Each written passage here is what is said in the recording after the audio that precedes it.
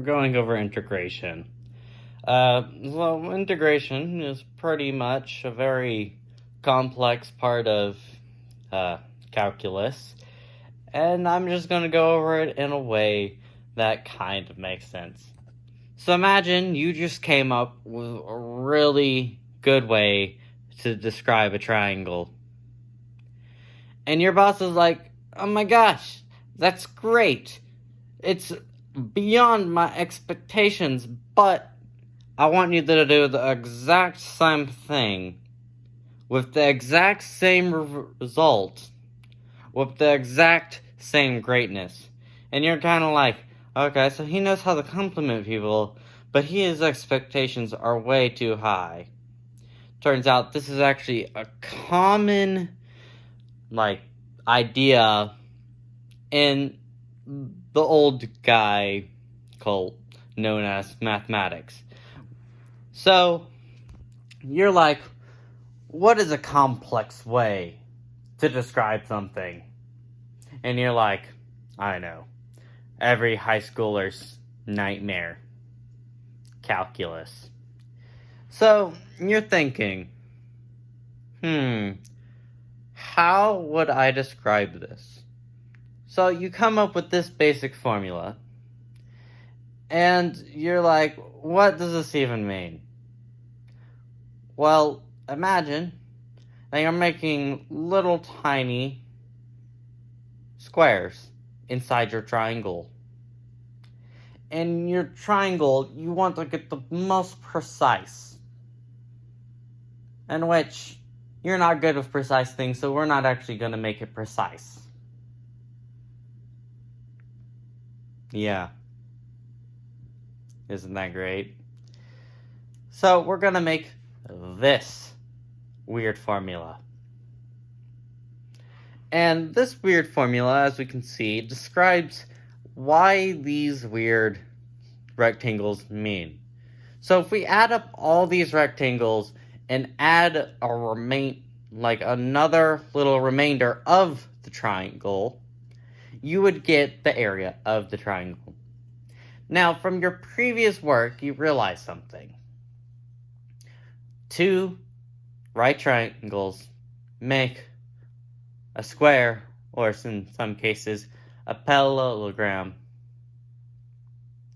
And you're like, so I can just take that and figure out the amount of units there is. And that's the basics of integration. We're going to go over it a little bit more in detail, but I just wanted to show you a bit. We got this triangle and we know not its area.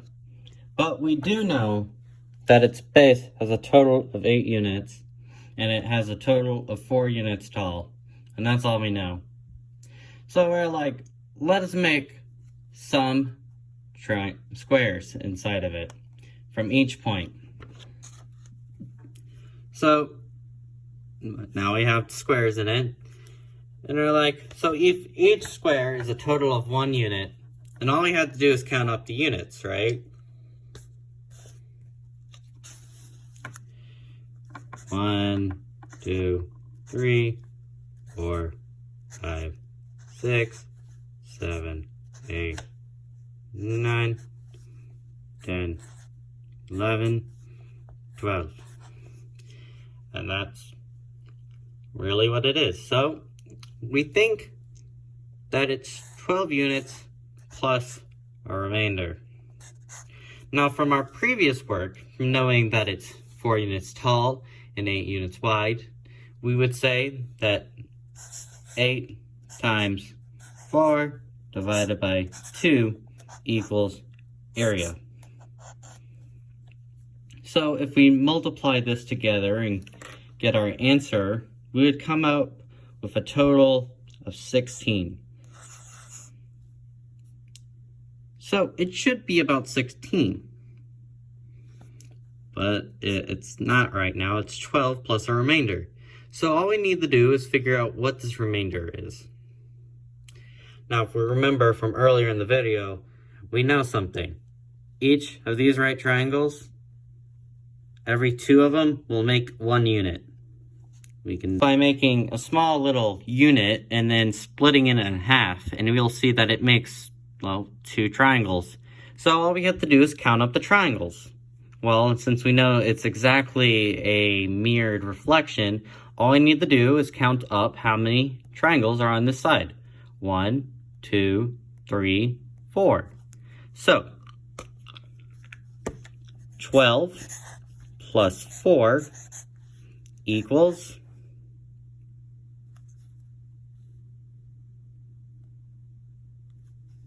16. And it's about the same.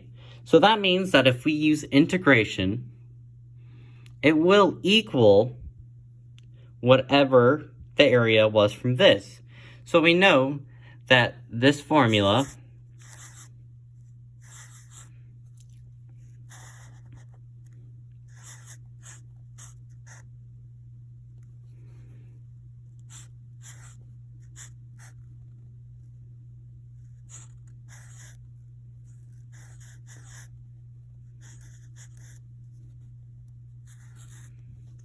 is true.